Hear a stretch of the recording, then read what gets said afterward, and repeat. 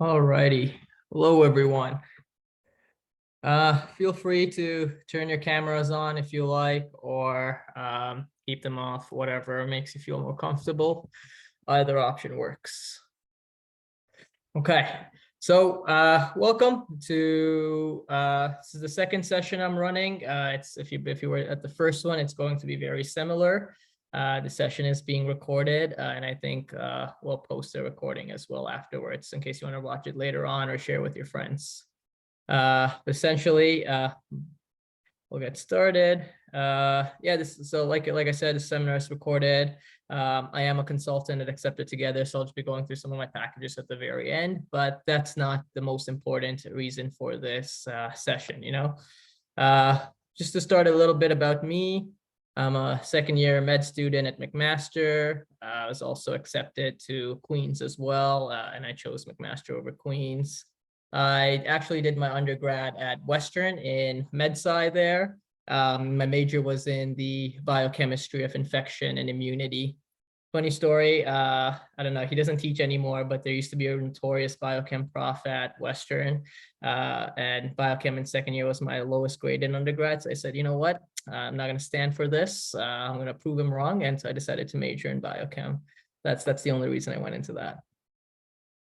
Yep, like I mentioned, also accepted to Queens. And this is, every medical student kind of has a story.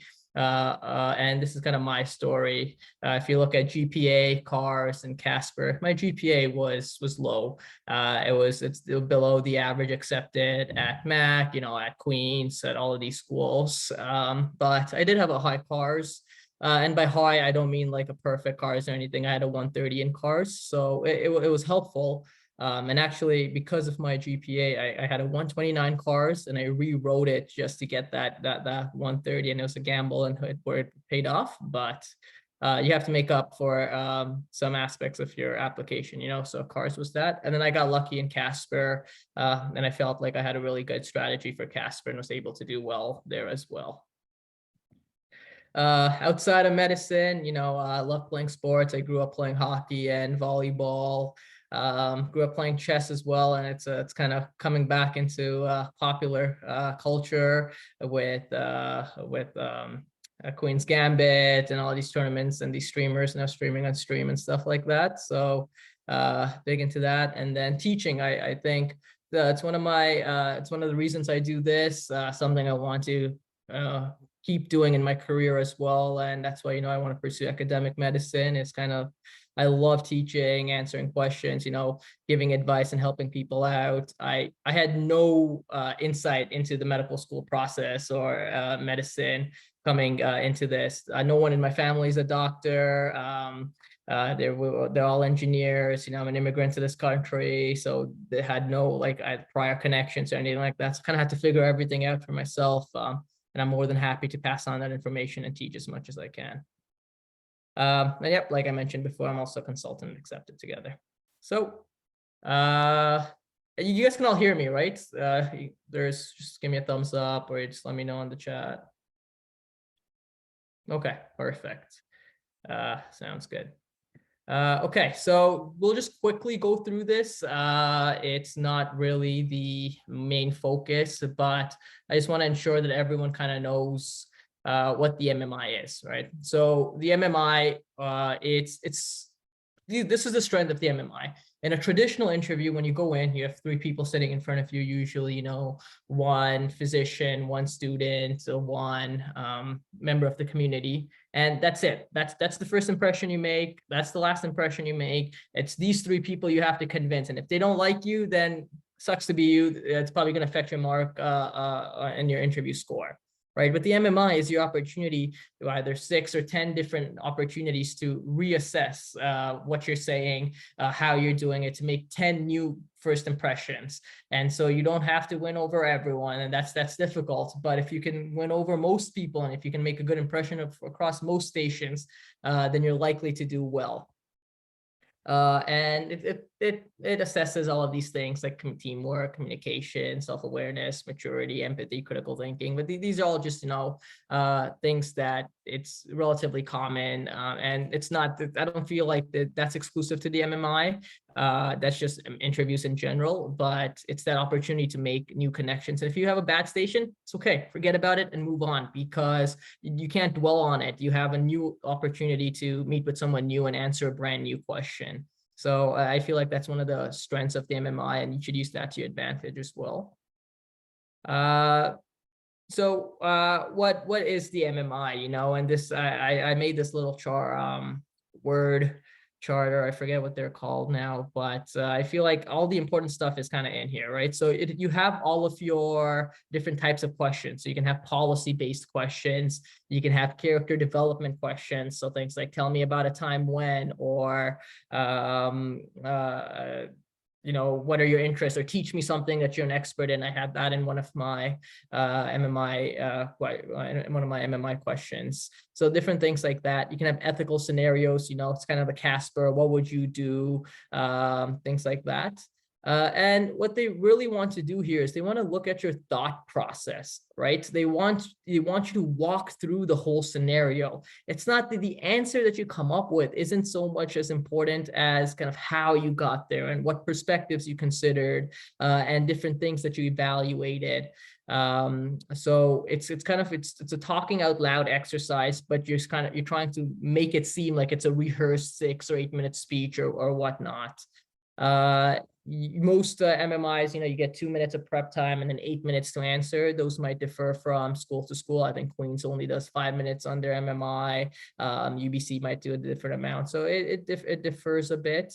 I also missed, situational aptitude. That's also, you can have like role-playing scenarios and things like that they want you to assess how you are, being thrown into a brand new scenario, and if you have those communication skills and whatnot.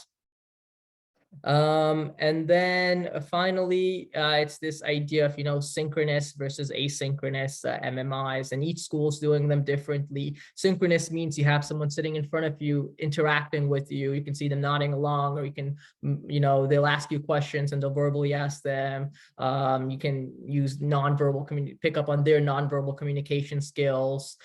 So it's a different way to approach an interview versus asynchronous. It's just you talking to a blank screen essentially, and your answer being recorded and it'll be marked at a later date.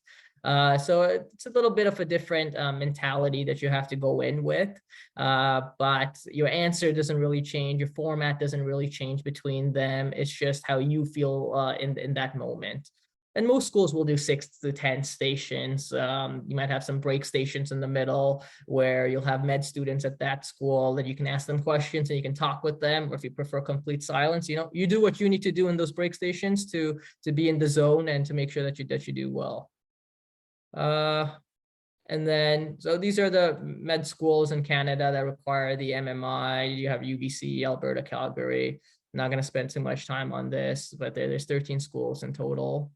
And this, I threw this in there because I think it's interesting to be able to see how a lot of MMIs are being evaluated.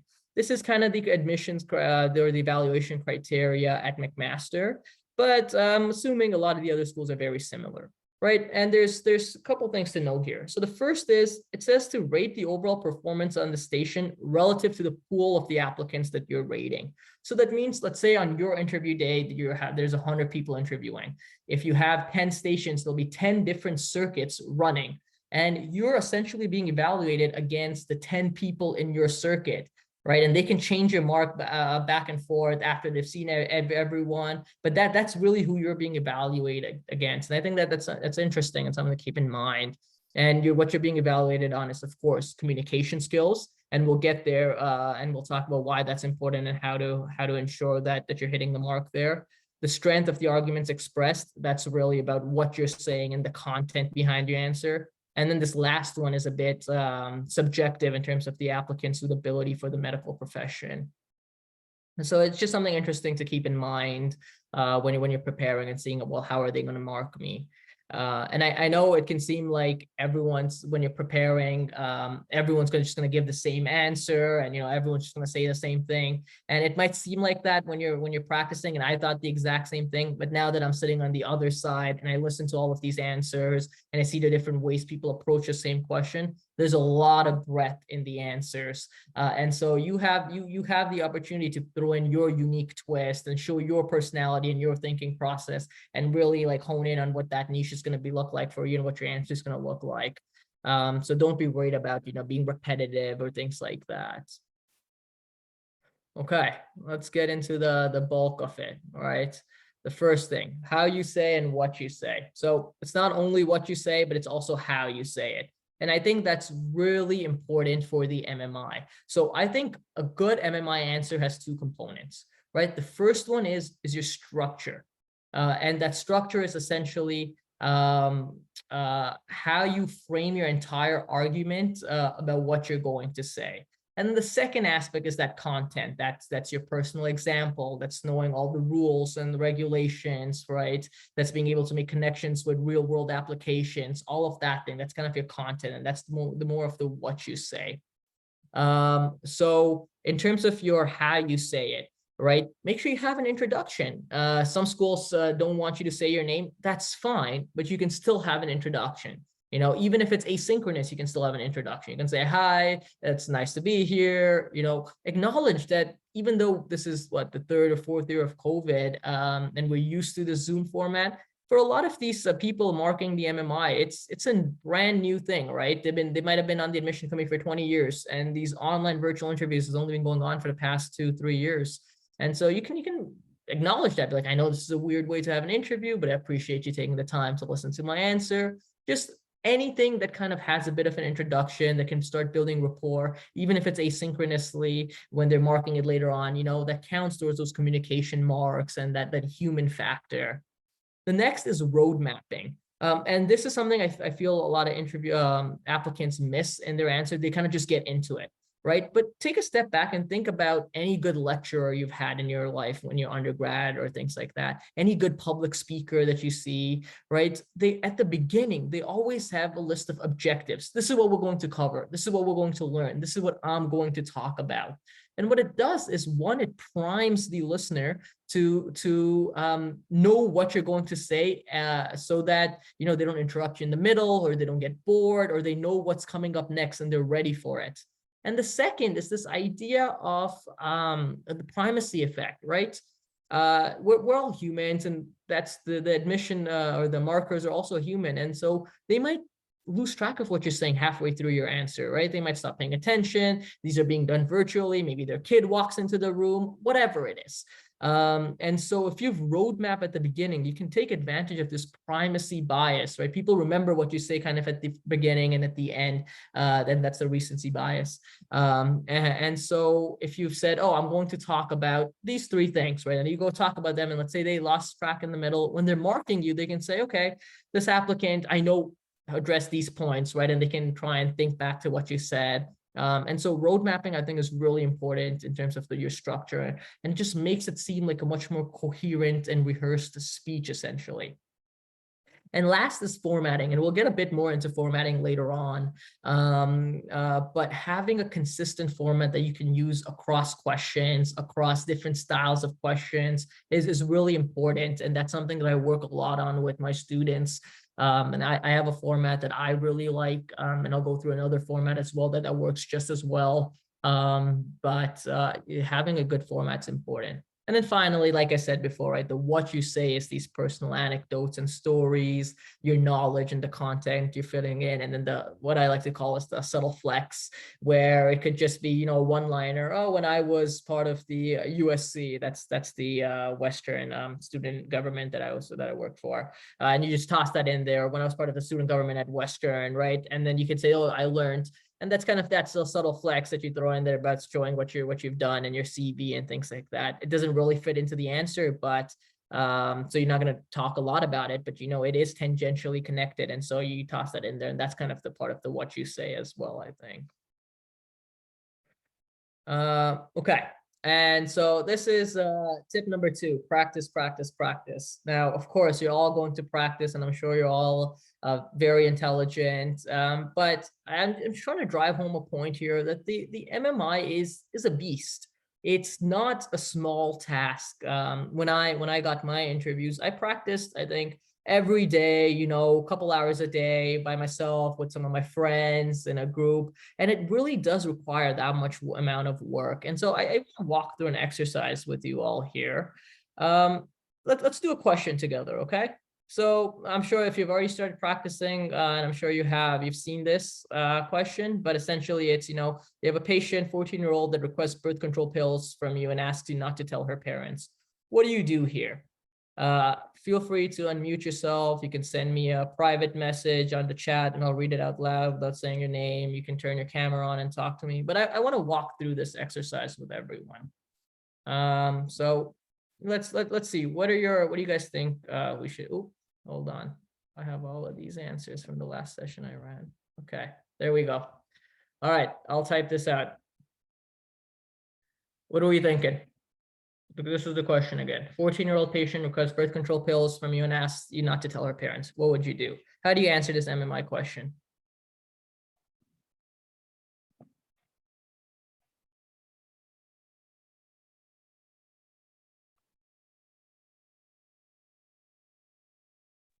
I would start by talking about like patient confidentiality and then talk about like educating the patient on the risks of birth control and seeing like maybe why she wants to go on it. And also like ensuring that she knows that this is a confidential conversation and she can like trust me as her practitioner. Okay, yeah, very good. Thank you, Brent.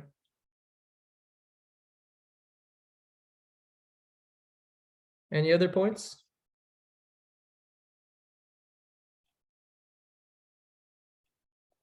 Okay.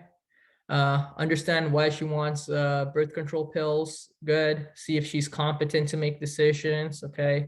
Competence. If she is, ensure she's informed of the decision she makes, the benefits and the side effects. Encourage her to share this info with her parents. Okay.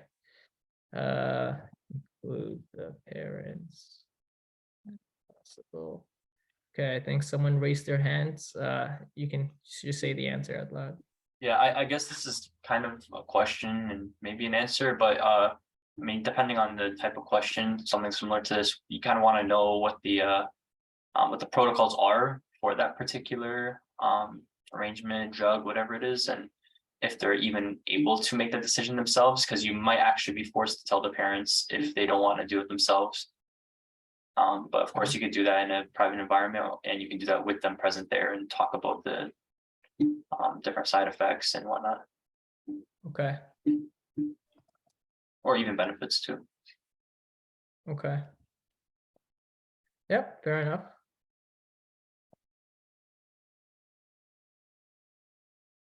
Any other answers?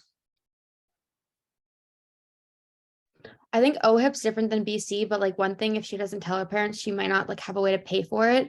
So you could talk about that with the patient and just see like what her plan is. Cause like the doctor's office could obviously give her samples of birth control, but that's not like gonna last forever. So that would like maybe motivate her to want to speak with her parents. Yeah, very nice answer. Yeah. Good. So you guys are a good group here. Talked about a lot of points that's going to include, and even some of the points that people don't talk a lot about. So very well done. So let's go through this list, right? Patient confidentiality. So each province is different, right? I got it. I only applied to Ontario med schools, and I'm studying in Ontario. So we'll talk about Ontario. For those of you not from Ontario, make sure you know your province's rules or wherever you're interviewing. But what's the minimum age of consent in Ontario? How old do you have to be able to consent for your medical decisions?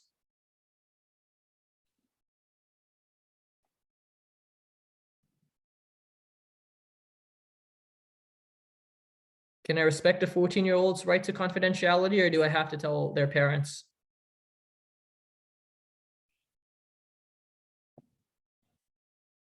'16, any age. Yeah. Yeah, it's a good guess. 16 is a good guess. Any age is a good guess. If they have capacity, yeah, these are all good guesses, right? But so I think if she's confident, it should be competent, it should be fine. Yeah, you're right, Cindy. So that's you need to know this, right? You need to know what the minimum age of consent is in your province or wherever you're interviewing, because it's really important. And that means going back and reading those rules and regulations. And I'll post a couple of resources. Again, they're more Ontario focused, I'm sorry. But I'm sure each province and each governing body has these list of policies. But in Ontario, there really is no minimum age, right? To be able to consent for your own medical decisions. The answer is that as long as you have capacity, you can do it. And now, what's the definition of capacity? Well, you need to know the definition of capacity as well and be able to show that. Who can assess capacity? Do you have to be a psychiatrist, or can a family doctor also assess capacity?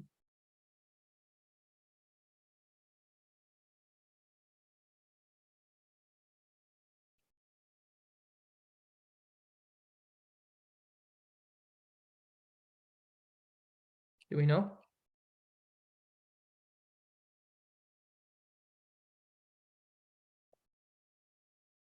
Any doctor, family doctors can, I believe. Yeah, you're right. Exactly. Any doctor can assess capacity, right? You don't have to be a psychiatrist or anything to be able to do it. And so what's capacity? And there's a nice definition online that's much better than what I have memorized. And I forget it, but you should know that and memorize it, right? It's something along the lines of being able to recognize and acknowledge the responsibility or like the consequences of your action, or so something along those lines, right? But you should know that, and you have to bring up these points in your answer, right? I'm going to have this conversation at the beginning about confidentiality and whether I'm going to be assessing her to see if she has the capacity. Otherwise, if she doesn't, I have to inform her parents. If she does, I can keep this confidential. Things like that. Now, when do you break confidentiality? When are you legally obligated to break confidentiality? When the It's put. patient. Go ahead. Sorry, whoever was talking about it. I was going to say if they're at risk of hurting themselves or others. Right, exactly. If they're at risk of hurting themselves or others, right, then you have to unfortunately break confidentiality. Another thing in pediatric patients is if they're being abused, right, then you have to break confidentiality and either inform the parents, or if it's the parents abusing, if it's both of them, one of them, right, how it goes depending on that.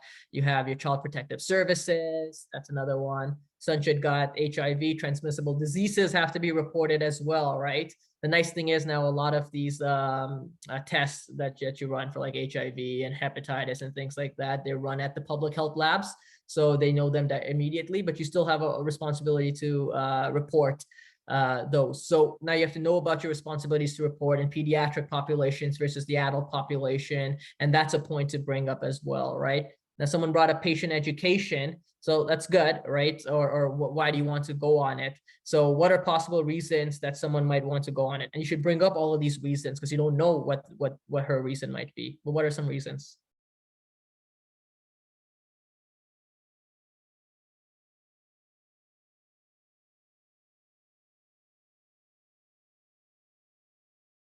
Most obvious one, of course, let's say she is sexually active or wants to start being sexually active, right? That's one reason. What are other reasons?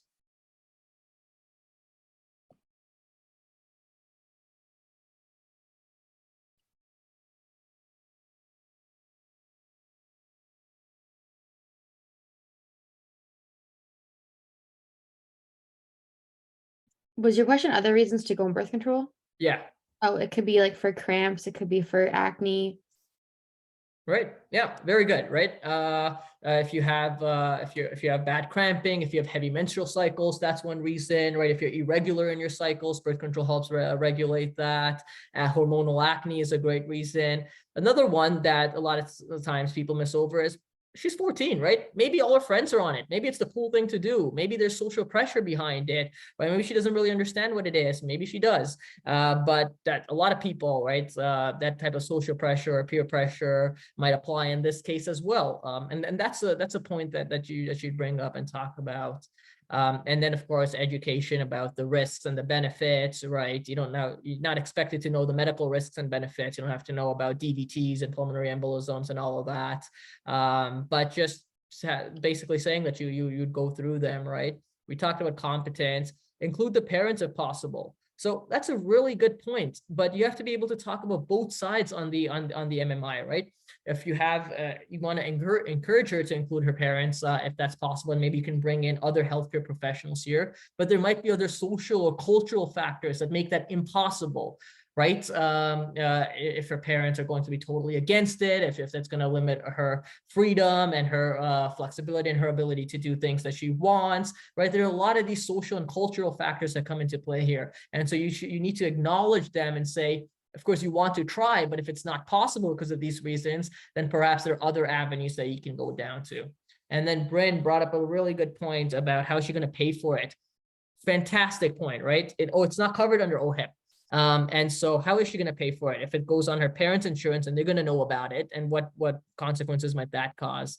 Or birth control can be expensive, and then a lot of people try one brand and it doesn't work, right? Or they have a lot of side effects and they switch over to another brand with a different makeup and a different concentration, and they try a bunch of different other options for the pill until they find one that works for them. So that's going to be a lot of trial and error. That's going to be money. That's going to be time when you have to go to the doctor. These prescriptions are only for 60 or 90 days. So every 2 or 3 months, she's going to have to find time either to skip school and go there and talk to the doctor and get another reevaluation, or get someone to drive her and keep hiding this fact. So these are all other social factors that come into a question that might not be apparent right at the beginning, but things that you have to consider to have a really well-rounded and holistic MMI answer. And this is a classic question, so it's easy to come up with a lot of these off the top of your head.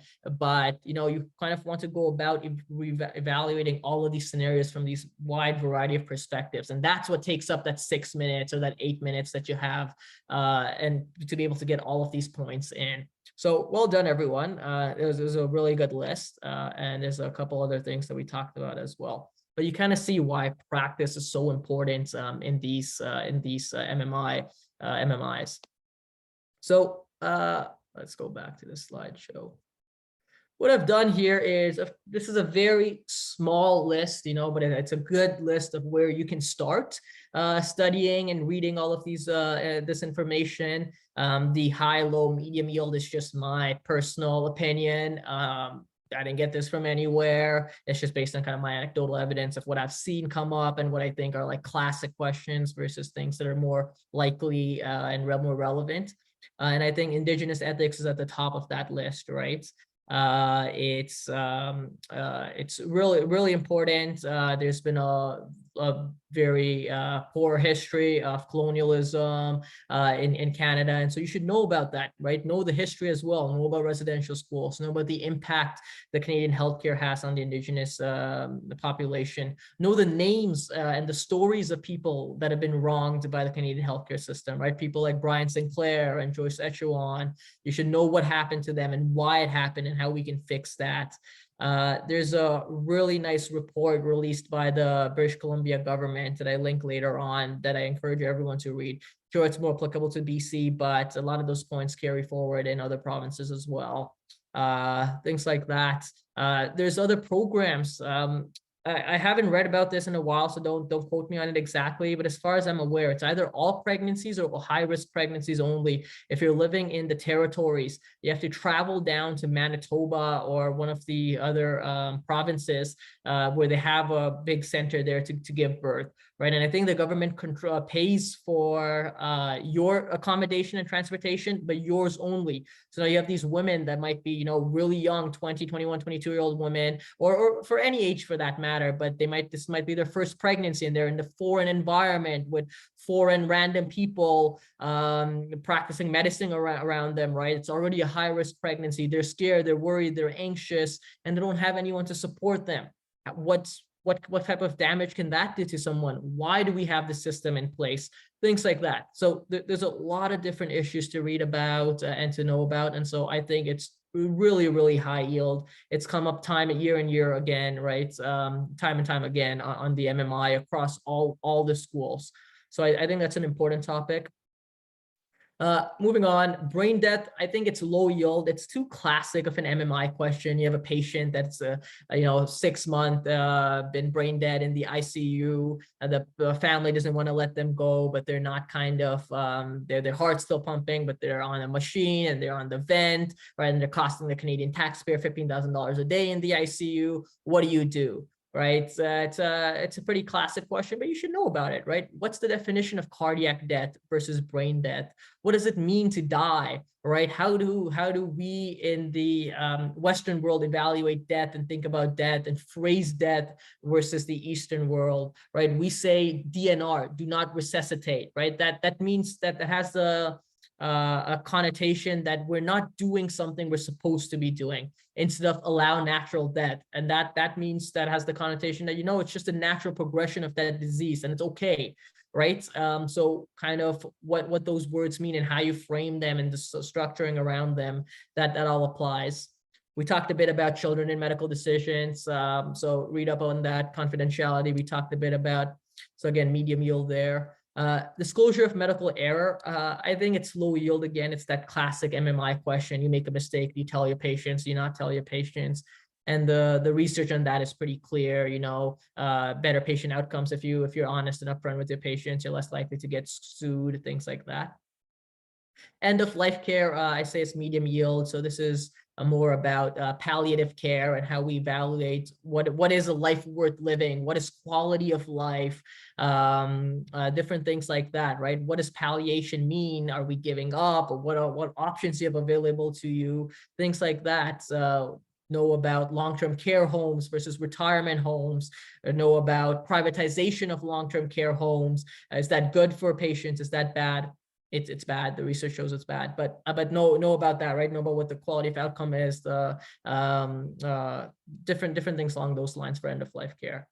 I think MAID is super high yield. It's going to be very relevant. We're awaiting a decision on if Canada is going to allow for individuals with only a mental illness as their only illness to be able to qualify for MAID or not, right? Is that a good thing? Is that a bad thing? Are mental health organizations for it or against it? Is this something that's being driven primarily by lawyers and by the medical system, or is this something that's warranted and needed? Are there other case studies, other countries that do stuff like that?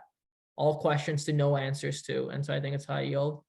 Religious bioethics, I say low yield. Again, it's a classic question. You have a patient that needs a transfusion, but they have a Jehovah's Witness card in their pocket that you find you transfuse or not. Reproductive technologies, I think, is high yield. Things like CRISPR-Cas9, test tube babies, in vitro fertilization, IVF, the costs associated with them, the different social trends, but people having kids later on now, right? Things like that. Just a fun fact. Did you know we call women that are pregnant after the age of 35 or after the age of 35 as geriatric pregnancies? Right, it's not really a nice thing to say, but that's kind of how we classify them. And now more and more women are falling into that category with the development of new reproductive technologies and things like that. So you should know about issues like that. And the last one, truth telling, we talked a bit about in disclosure of medical error, but again, it's more low yield. It's pretty easy to know what the right answer there is, and so you can just read about around it a bit. But this is kind of a small list to begin with if you haven't started already, and I'll talk about some resources as a little bit later on. Okay, moving on. So the right words and the not so right words. So it's important when you're talking, right, on the MMI to speak like an expert. I keep bringing up this idea if it's a 5 or 6 or 8 minute rehearsed speech, and you really only have 2 minutes to prep for it, but the better you can make it seem, the more carefully and correctly you use your words and your terminology, it'll come across that much better. And so we've all seen these, right? These 4. It's the bioethical principles of medicine: autonomy, beneficence, non-maleficence, justice, and equality, and things like that. But they might be a bit it's words that people use all the time, maybe not correctly, and they're better words to use, I think, to really describe what you're trying to go for, right? And if you want to really say beneficent and non-maleficent, you can just say do good, do no harm, right? Like it's more easier, it's more digestible. You don't sound like a robot just repeating these words. But then there are other words that you can use correctly, and you should know the definition of them and how to use them, right? What is health literacy? What is the therapeutic relationship between a physician and patients? What is medical paternalism versus, evidence-based medicine? And what are the differences and things like that. You have a fiduciary responsibility to your clients. We talked a bit about informed consent or capacity. Cultural, I don't think there's a better word to use now instead of culturally competent. I forget what it is, but review things like that. We talked a bit about palliative care and what that means. How does the wealth gap or the access gap affect healthcare outcomes? Who has access to these resources versus who doesn't? Something that might come up as a policy question is the new push in Ontario to be able to have private for-profit clinics doing surgeries, right? How is that going to affect the wealth gap or the access gap? Is that a driving force for new jobs? Is that going to take away jobs from the public sector? Is that going to stop the brain drain that we have in Canada? There's a lot of different considerations to have there. So make sure you're speaking appropriately and using your words carefully and correctly.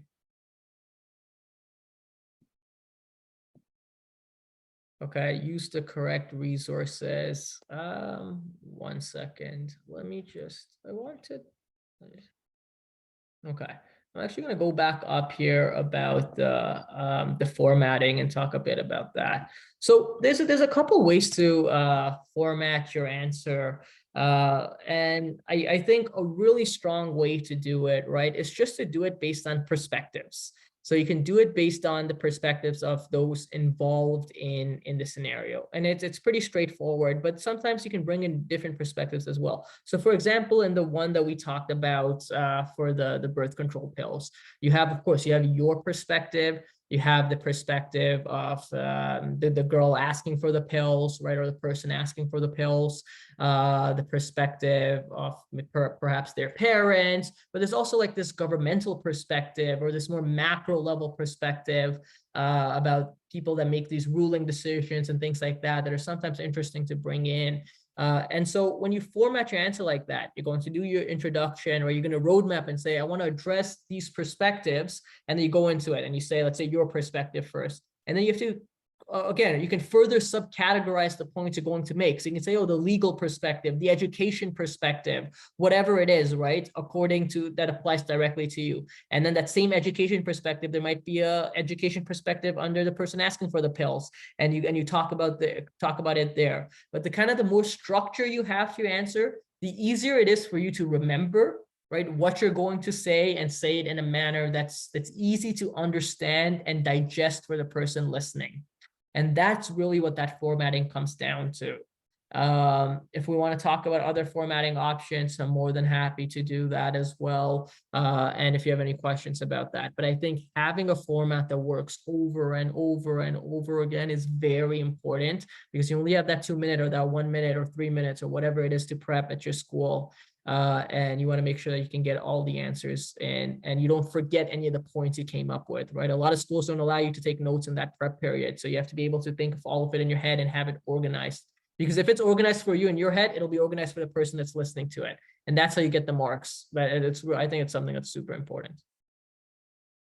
Okay, so let's go back. Okay, there's a question. How would you format a personal question? Like, tell me about a time when. Yeah, that's a great question. And I think the format that I like to use for that, right, is to really say, okay, if you're going to say, tell me about a time when, you can say, you're going to give the context, right? You're going to give what you did and then what you learned or how you've applied it elsewhere. And that format would work for most of these personal questions, right? For your context, you can toss in a couple of jokes, build this picture for them, draw this picture, really pull them in. And so you say that in your road mapping. First, I want to give you a bit of context and make sure you understand the situation correctly. And I'll talk a bit about what I did, things that I did right and things that I did wrong. And then kind of afterwards, I was reevaluating the whole scenario and what I learned from it and how I've been able to apply to other aspects of my life, or how I will apply to other aspects of my life. And of course, don't talk as fast as me. I'm just trying to make sure we get through everything without running out of time.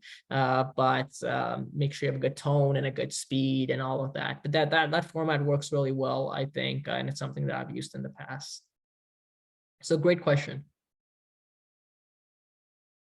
Okay, tip 4. So the correct resources. Yeah, I think this quote's super accurate. It doesn't matter how many resources you have, if you don't know how to use them, it'll never be enough. So make sure you find a good way to work. So I've just listed a few. You can take a screenshot. I can send them in the chat afterwards if people like. So everyone's kind of aware of the WashU website, the ethics website. It's more of a American website. The rules don't really apply. But this is the CPSO's policies, right? CPSO being the College of Physicians and Surgeons of Ontario. So unfortunately, it's Ontario specific, but I'm sure the other provinces have something similar. And if you want to know anything to do with the legality of practicing medicine, this is it, right? This is your one-stop resource for all the policies that are going to apply. And this can be stuff from, if you're closing a practice, to if you're going on vacation, what are your responsibilities, to your reporting obligation, children and medical decisions. It's a fantastic resource to use. And I'm not saying you go through it and you write notes and you memorize and you know all the laws. Just read it, right? And then when a question comes up, see what you can remember. If you don't remember, go back and review it again afterwards. But the more you kind of come across it, the more questions you do, the easier it'll be to digest. This was the report I was talking about from the BC government in plain sight. Fantastic to read about. And then there's a social side of medicine and topics that you want to know there. This again, it's a great podcast. White Coat, Black Art. What's his name? By Brian Goldman, I think. Oh, maybe I'm forgetting it. But he's a Canadian physician. They mostly talk about Canadian topics, and they interview other Canadian physicians and healthcare professionals. That's a great one to listen to, when you're driving, working out, cooking, whatnot, whenever you have time. Another one is CMAJ. It's the Canadian Medical Association Journal. They have a great podcast as well with a lot of very relevant topics that they talk about. It's another great podcast. And then, if you want to look, just briefly glance at it periodically here and there. Healthy Debate is a good website where they kind of talk about, they have a lot of op-eds and debates and things like that happen there. But it's good to keep your eye on and to make sure that you're well read on all of these current topics going on as well. So just a small list again. There's a lot of other resources that exist out there, but stay on top of your stuff, make sure it's Canadian relevant, make sure it's relevant to the timeline that you're applying in as well. Yeah, so that's the in plain sight, White Coat, Black Art, and Healthy Debate. Can you repeat the other podcast? CMAJ, Canadian Medical Association Journal. I'll type it out, CMAJ.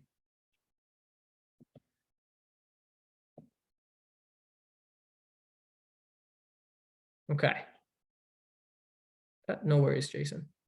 Okay, find a good group of prep partners. So this is a bit of a story, and I'll try and finish it quickly. But when I was prepping, I prepped a lot by myself, and I had a group of, I think, around 3 or 4 people that we prepped very regularly together.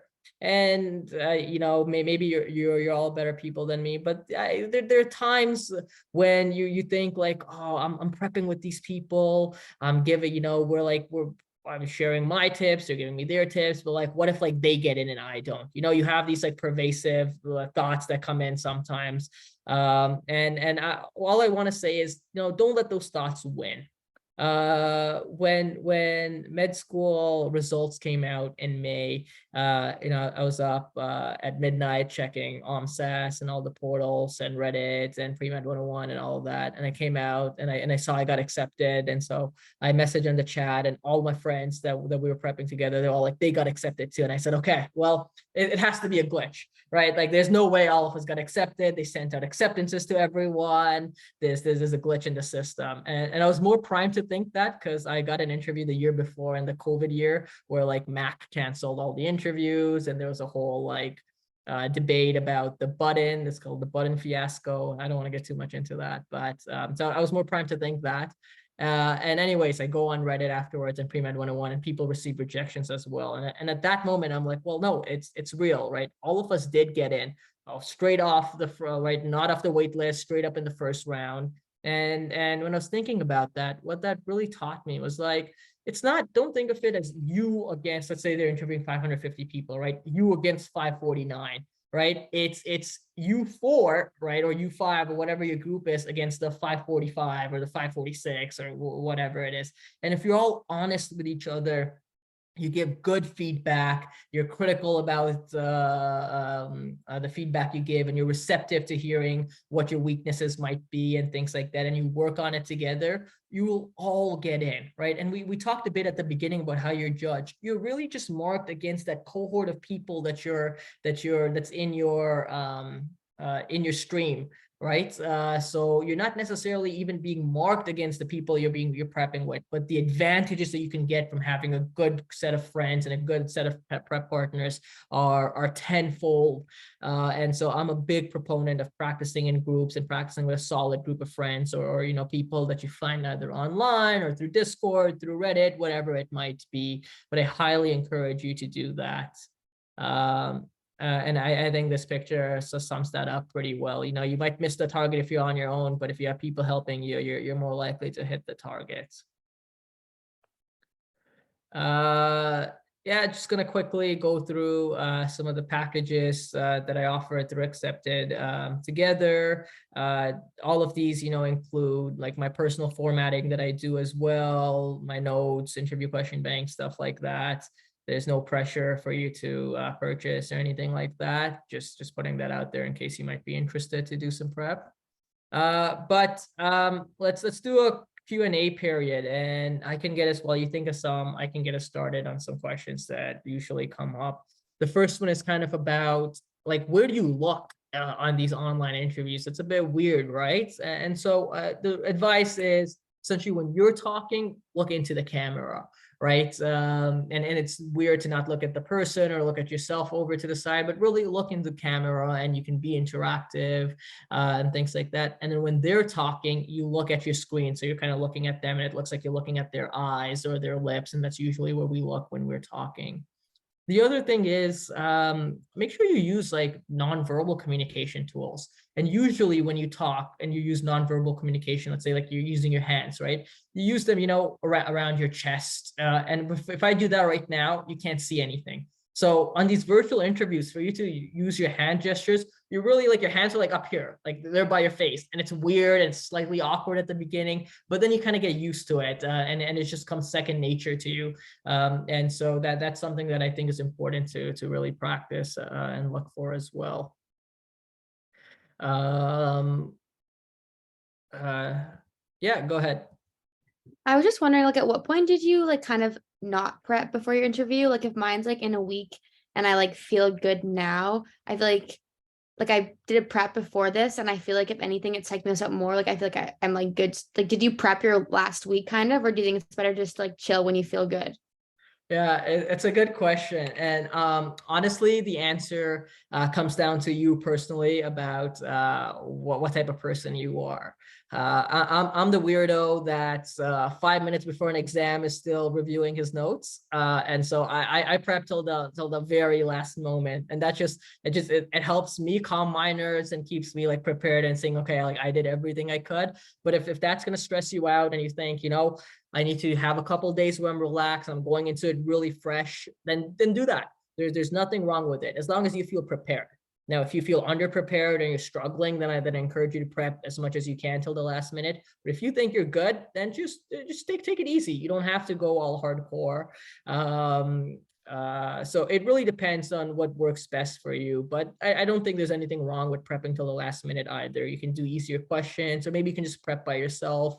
Or, your prep can be listening to podcasts and just trying to read up on stuff, making sure you have your formatting down, or some of these vocabulary and the words that you're going to use. So some easy things like that. Yeah, I hope that answered your question. It was kind of if it's kind of like a choose your own adventure type answer, unfortunately. Yeah, that's okay. Thank you. Yeah, no worries. Okay. Another question. What was George's last name? Oh, the indigenous. Yeah, I'll send the names in a second in the chat. And someone say, what would you say made your application stand out?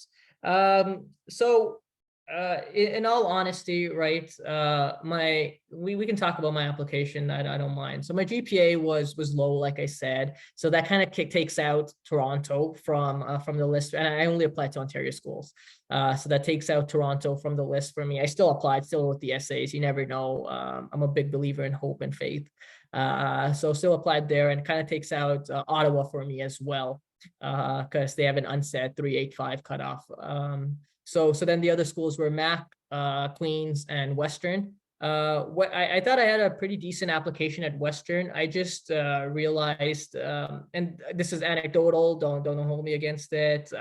But as far as what I've seen from people that are successful applicants at Western, their essays are usually very simple, in the sense they write, the lesson I learned is this will make me a better doctor because number one, number two, number three, right? And then that's the end of their paragraph. It's like a very simplistic, like that grade 11 style of writing that you learn in English class.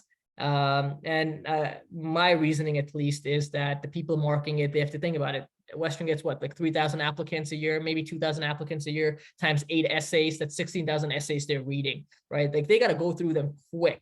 And so if it's easy to understand and easy to answer, they just check you off and give the marks. And unfortunately, my writing style at Western wasn't like that. It was a bit more nuanced, and I talked kind of in a more like fancy language. And I don't know how else to phrase it. And so I think that was my holdback there. Mac is just formula based. So you know what the formula is: 32 pre-interview, 32% GPA, 32% CARS, 32% Casper, both 1% for master's, 4% for PhD. So you can kind of calculate, right? My GPA was low, so I knew I had to get my CARS above the average accepted, which I did. And then I knew my Casper had to be above the average accepted, which thankfully it was. So nothing really to stand out there. And then Queens, I think my application was unique in the sense I had 3 things that really stood out. Number one was research.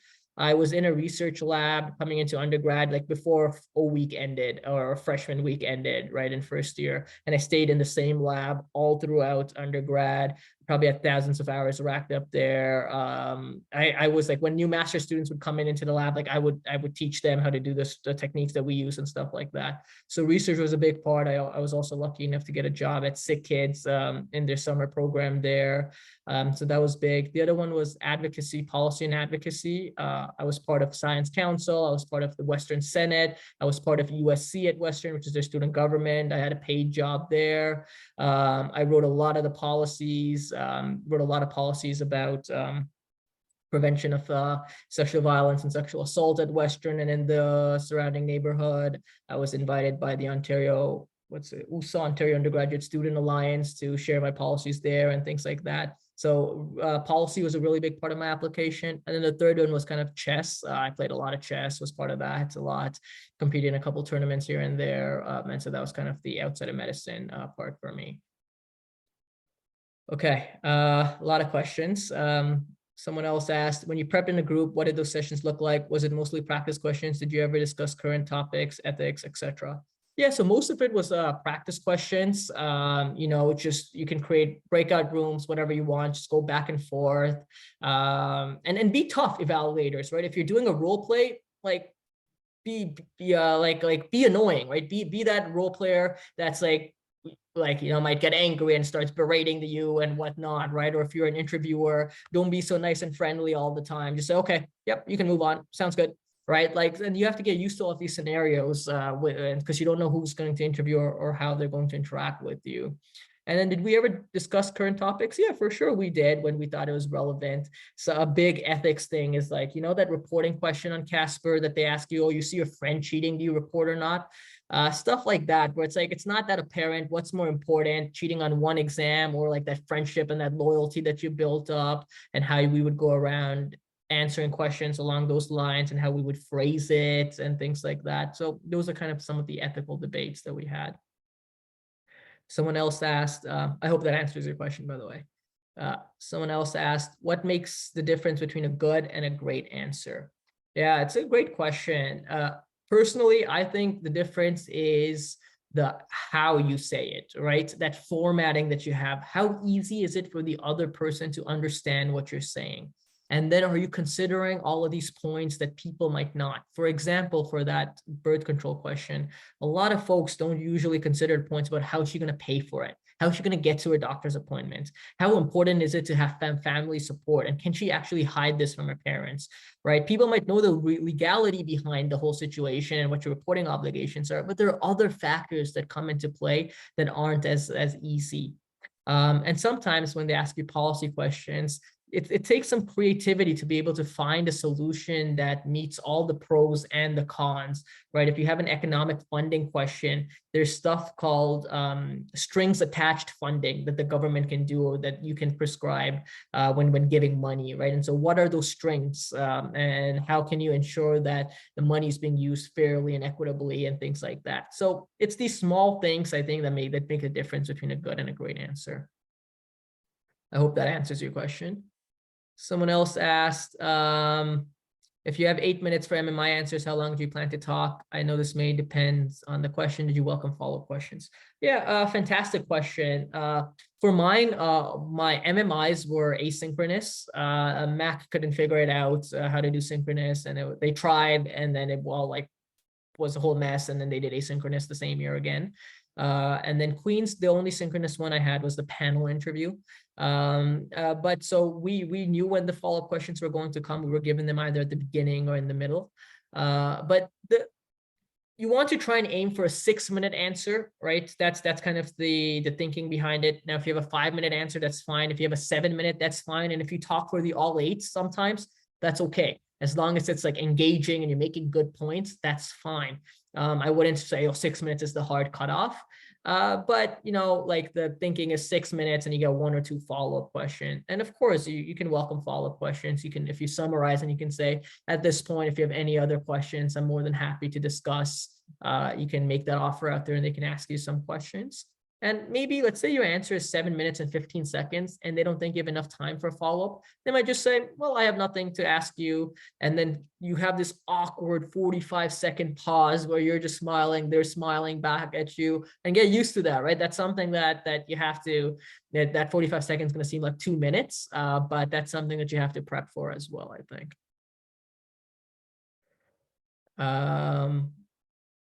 Someone said, yes, lol, based on the friends that got accepted at Western. I guess that's about my Western essay points. Yeah. How would you answer a question like, what's your opinion on recently proposed idea for moving 50%, pros and cons?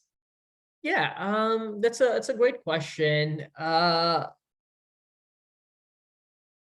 I would answer that question based on like the different points that you're going to consider.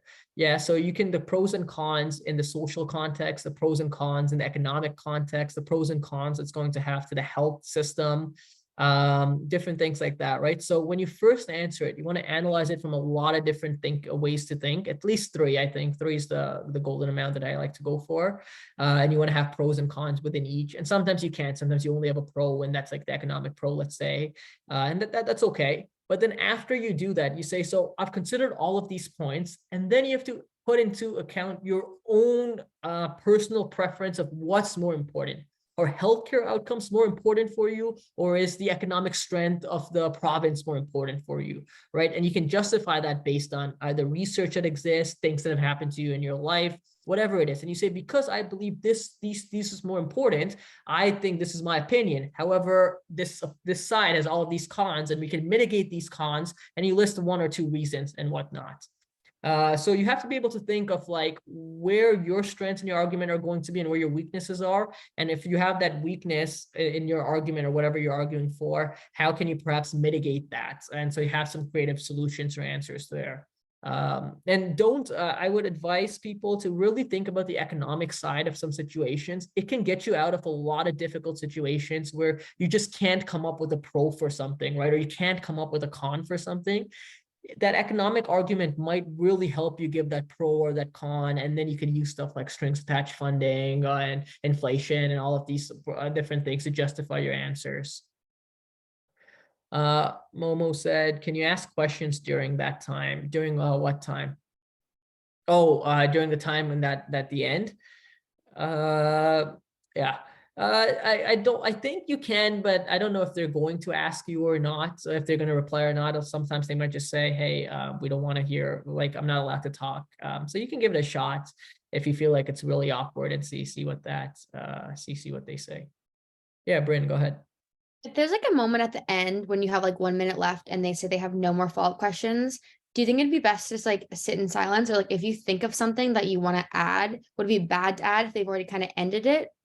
No, I don't think it would be bad at all. I think, right, you have 8 minutes, use it. And it's okay if it's at the end. You know, you might start off with an apology and you can say, oh, I'm sorry, I just have something else to add.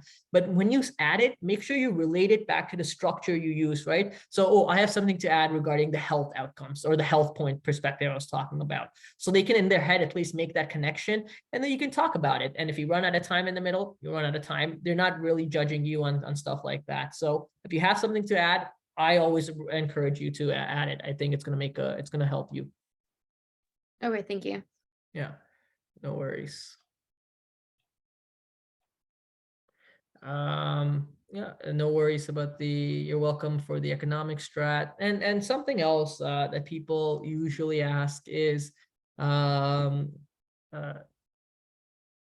is the idea of, do you restate the question or not, right? When you read online, a lot of resources will say, oh, you should restate the question and say, oh, this question is asking blah blah blah in your introduction. And I'm not a personal fan of that strategy. Take everything I'm saying with a grain of salt, you know, but I really don't like it. And the reasoning that people give online is that, oh, if you messed up the interpretation, right, they might correct you there. And that's fair. Okay, I'll acknowledge that point. But it just seems like it's a waste of time.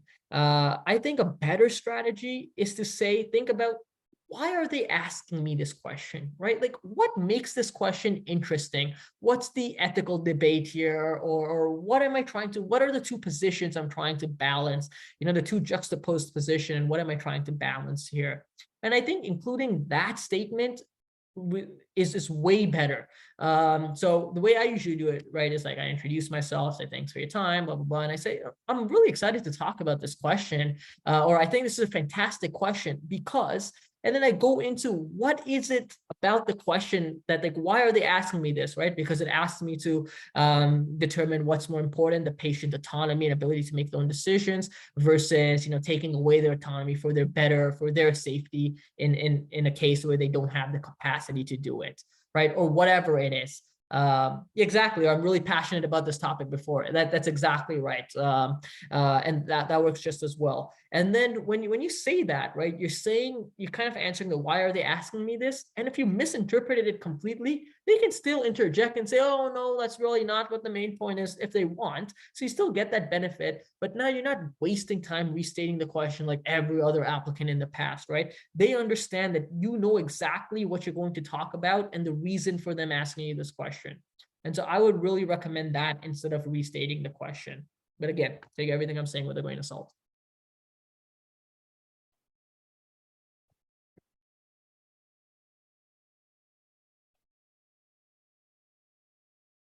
Any other questions? I'm more than happy to stay and chat a bit more.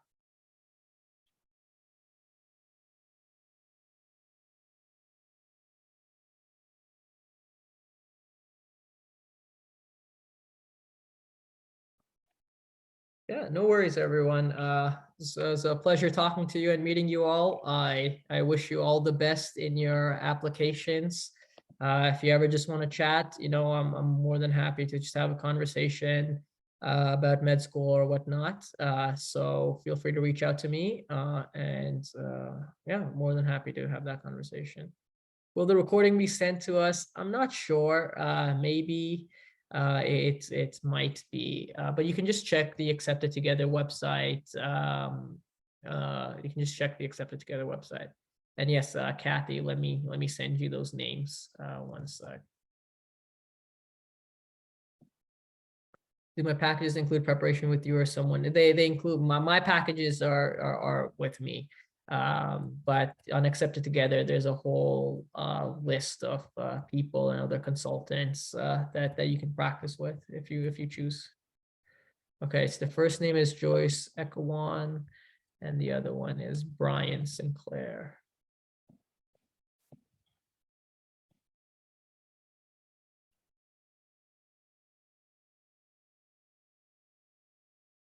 Yeah, no worries. Take care. If anyone else has any questions, the remaining four, we can still chat.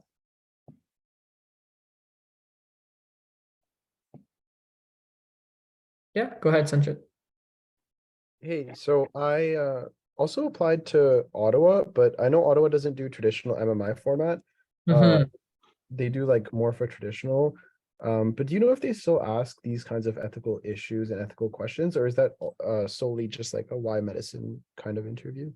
Yeah, it's a good question, and they definitely ask you, right? They'll even ask you to role play. They'll say, "Okay, thanks, we've chatted enough. Now the med student's going to pretend to be this person and just role play with them, right?" They'll ask you these ethical questions. They might ask you policy-based questions as well. So it's good to prepare these for the Ottawa interview for sure. But you have to, of course, be prepared for those personal questions.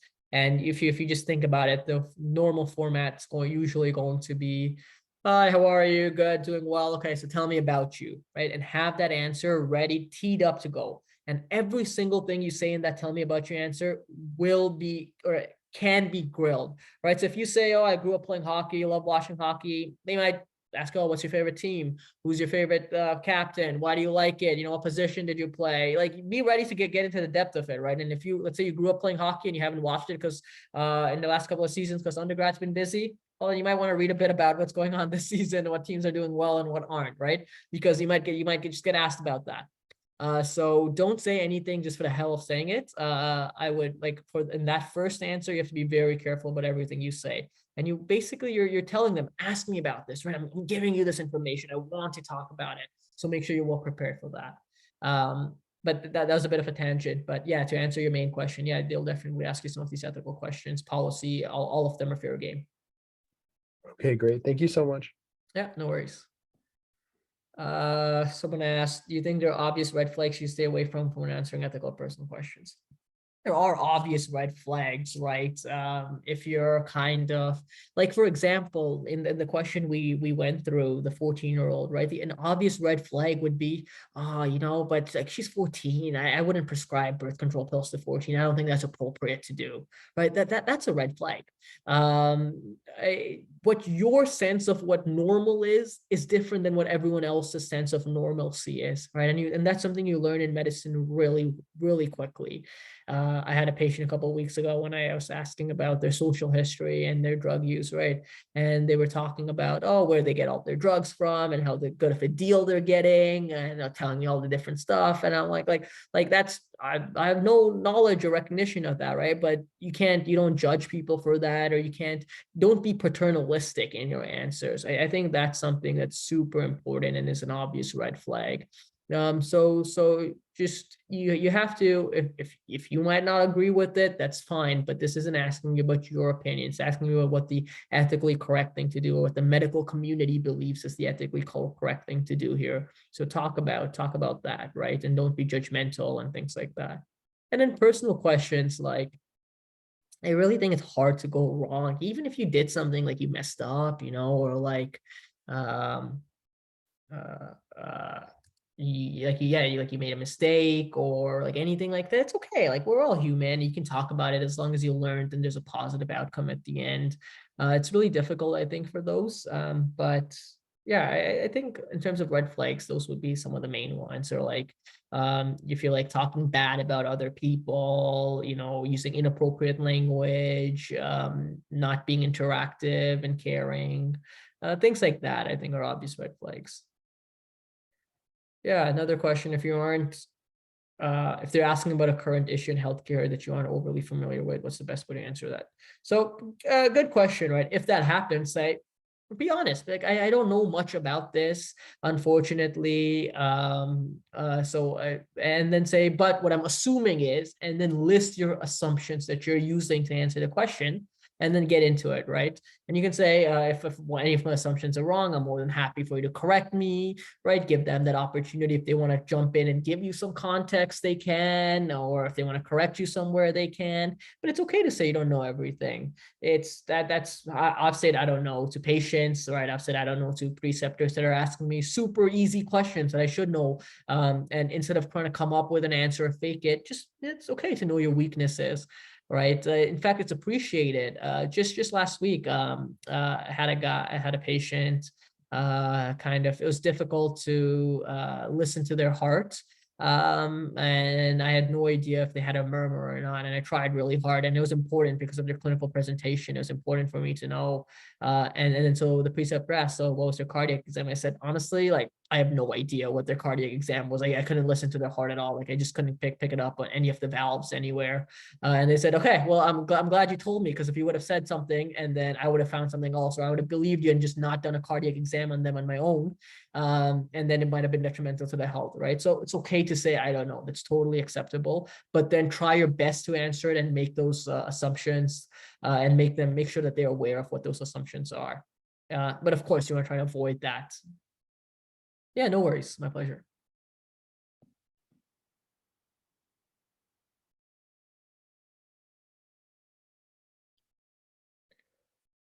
Any other questions? We talk about Mac as well. Do all of you guys have interviews? No, I'm waiting. I'm waiting on Ottawa, perhaps.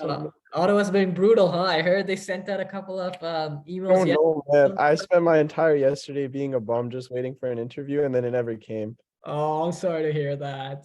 I remember being in that position. It's debilitating, honestly, right? Like you're checking your email so much. It's like you can't think of anything or do anything else. That's literally what I was. I was watching movies on a random Thursday because I couldn't do anything besides like focus Yeah. on the movie. Yeah, I know. And it's gonna be the same thing for May. And May is worse because at least right now you have school, or if you're in school or you're working or gap year volunteering or whatever, right? But like in May, if you're in school and then like you don't have school anymore, like you have nothing to do with your life, and you're like, I have so much free time. All you do all day is Pre-Med 101 or Reddit or refresh your emails. Yeah, I'm in a position where I want May to be stressful. Like I just want to get the interview first. Yeah, And fair then enough. Fair enough. How about the rest of you?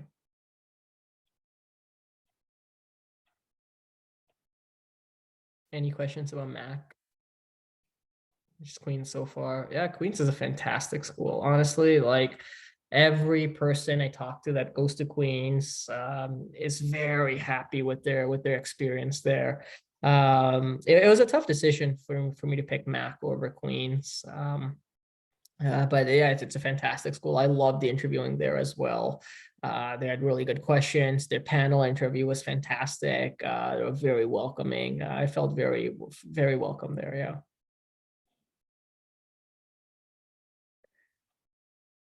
You can being dishonest can help the patient. Oh, that's a good question. I'm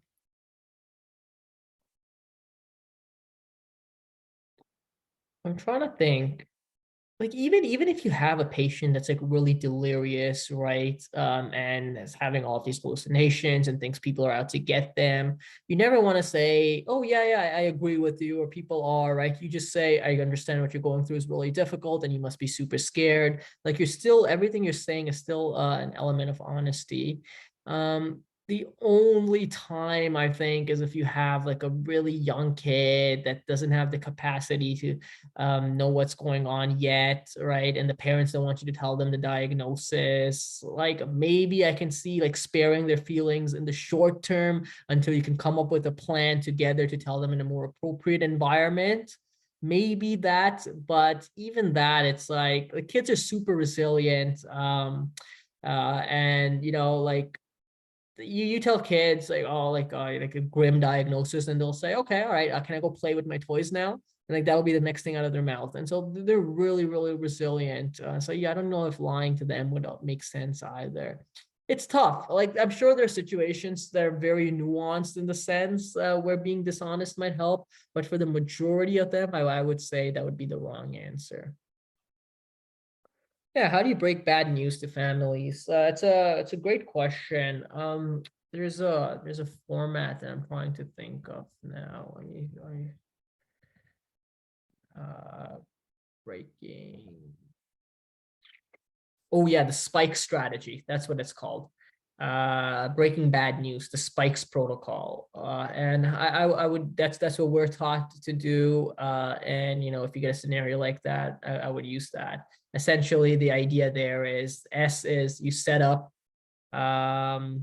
you set up and you start, right? Like you make sure you're in a good environment, there's privacy there, you're mentally prepared for it. The next is the peace perception. So you ask the patient, like, what do you think's going on? What do you know so far? Right? Then I is invitation, you say, what would you like to know? There might be patients that don't want to know a lot of stuff and get into the details, and there might be patients that want the nitty gritty and want their lab work and want to know if they have a tumor, what grade is it, and what cells are present in it, right? And like how it's stained and stuff like that. So ask them and invite them. Then the K is the knowledge. That's when you provide them information in small pieces. E is emotions, right? That's you have to be there to validate the patient's emotions and work through them. And then your final S and spikes is your strategy and your summary. So that's how it breaking bad news. It's the spike strategy. Someone asked, has your perspective of medicine changed at all since medical school? It's a good question. Let's see. Has my perspective of medicine changed?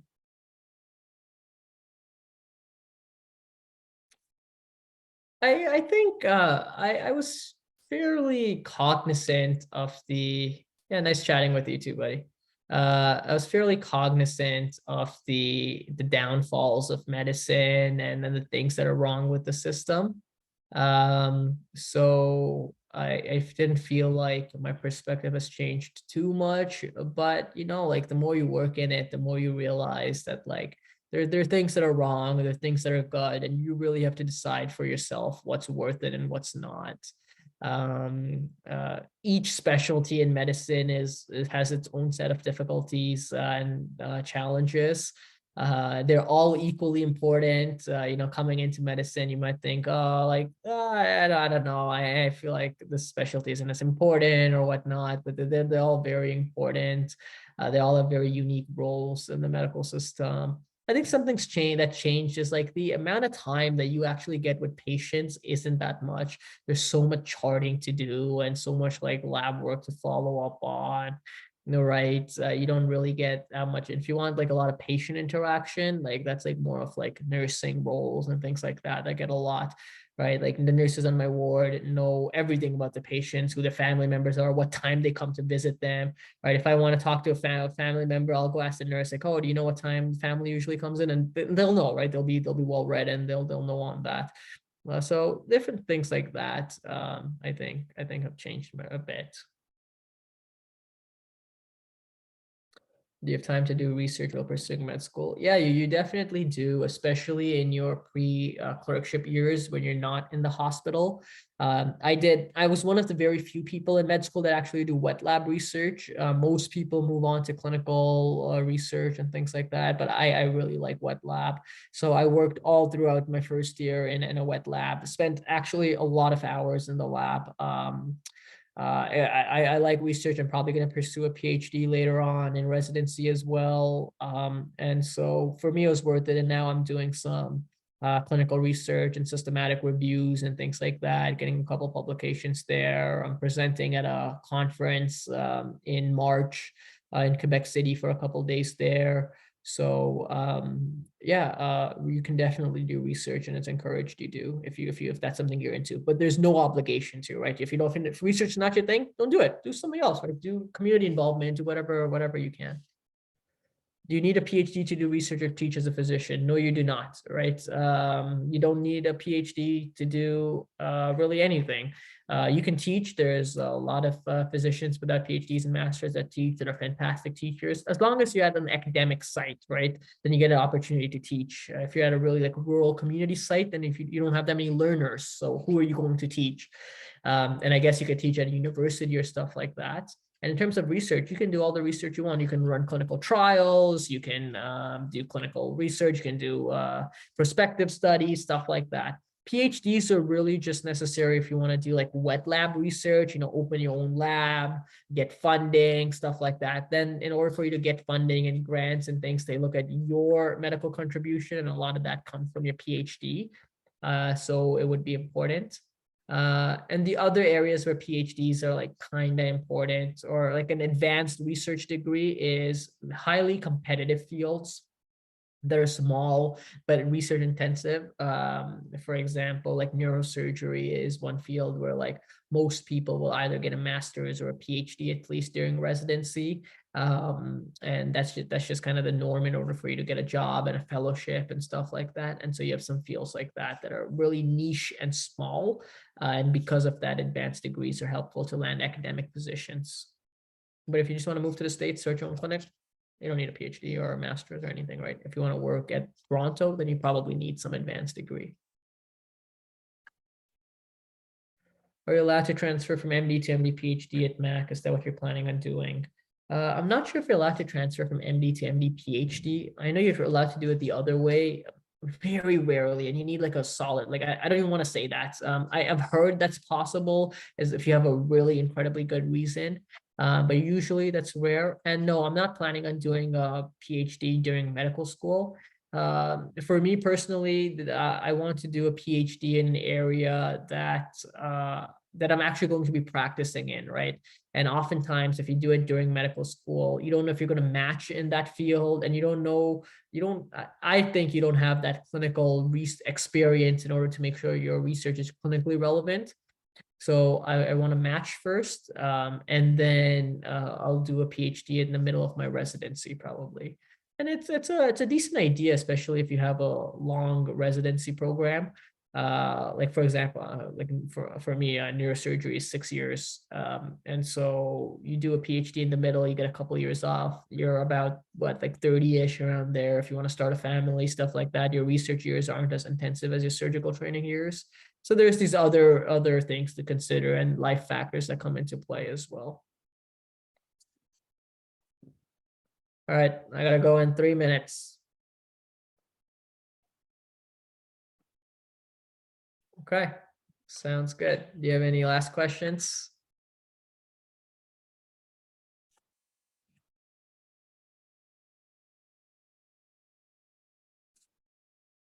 I will take that as a no. Okay. Well, it was very nice meeting you. I hope you take care, okay? Have a good night. Bye-bye.